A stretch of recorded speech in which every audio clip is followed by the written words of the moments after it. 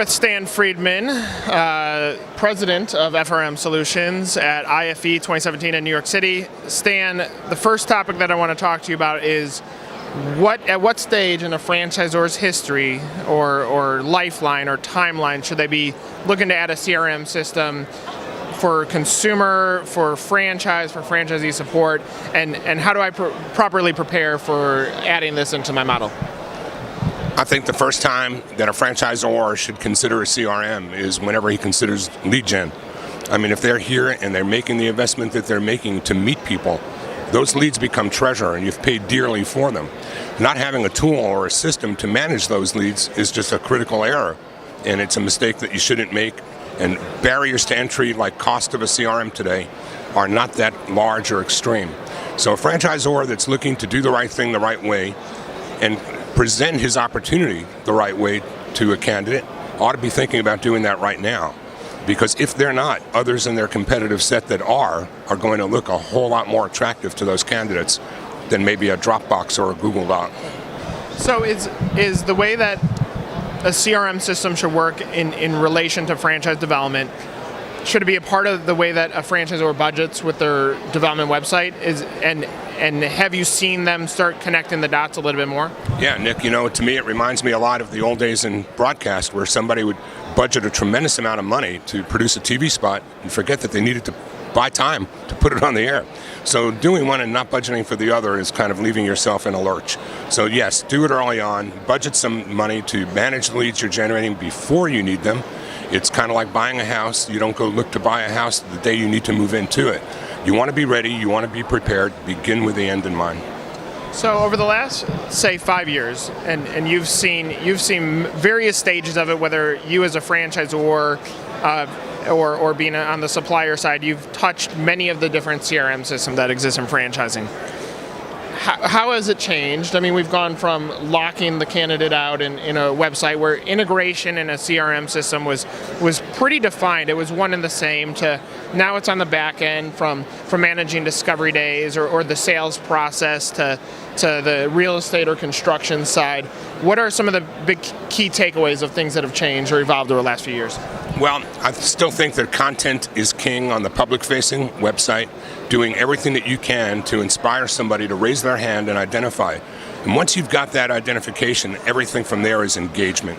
And so we still use a process that's similar to the old virtual brochure, but we don't gate people unless they should be gated. If they're a first-time buyer and they're somebody who needs compliance selling, the franchisor has the option to keep them compartmentalized.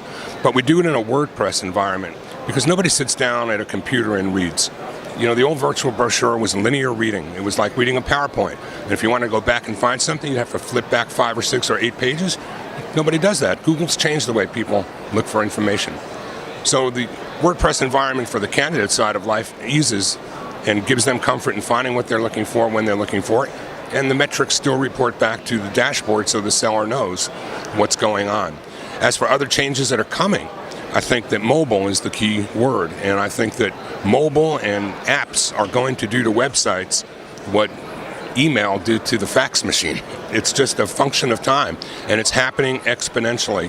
And if a franchisor doesn't think he can afford to do CRM early on, without spending a penny more than he's currently spending on his lead gen, he can get such a higher ROI on that investment if he would just make text messaging an option for a candidate to raise their hand and self-identify. So don't spend an increased budget perhaps on lead gen. Take a little bit of that money and put it toward a place to help you engage your candidates and get them talking to you and help your salespeople manage the process without falling through the cracks on any of those treasures that I call leads. That's great. So let's switch topics a little. I want to talk about the evolution of the website. Stan is one of our judges on the Website Awards, which goes live in July on the site. So let's talk about franchisees as it relates back to the web. So we know mobile is king, content is king. How should franchisees and their local websites interact with a big website? How has the whole industry evolved from days when I could have nicksmcdonaldschicago.com to now it's under mcdonalds.com to now mcdonalds.com/Chicago? What is the best practice when it comes to letting franchisees benefit from everything that's going on a website? I think the answer to that, Nick, is unless you are proficient at search engine marketing, search engine optimization, knowing how to separate and be certain that you're not making it more difficult for your candidates to find you, whether they are candidates for a franchise or a candidate for a BOGO that's looking to buy a coupon or find a coupon. Make it easy for the right consumer to find you.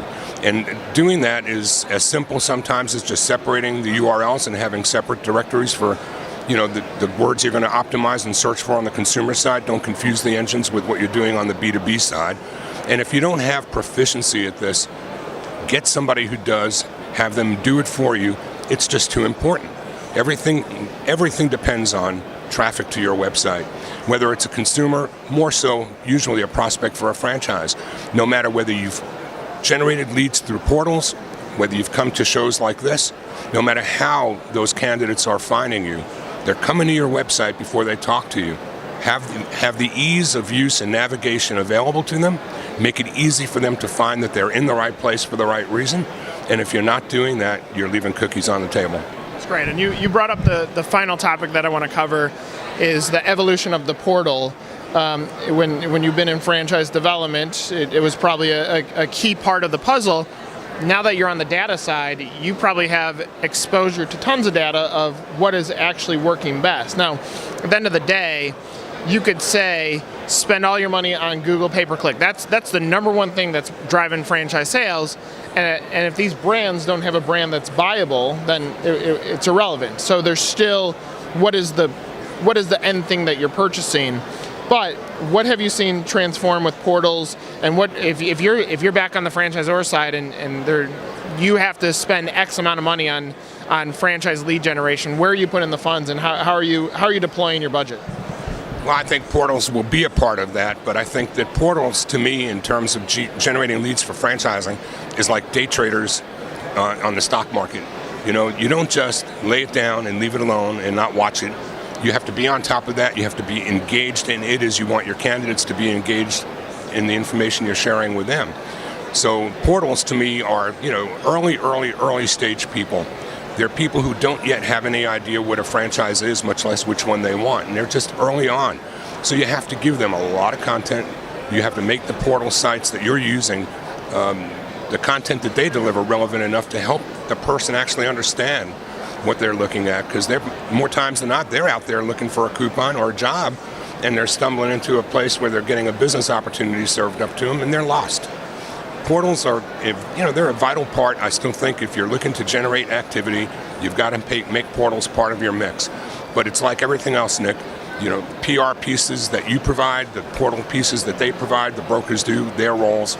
It's a recipe, and no franchisor is going to get the return that he needs if he's only incorporating one or two ingredients in a recipe that requires 18 or 20. It's great, Stan. We really appreciate the feedback, great insight.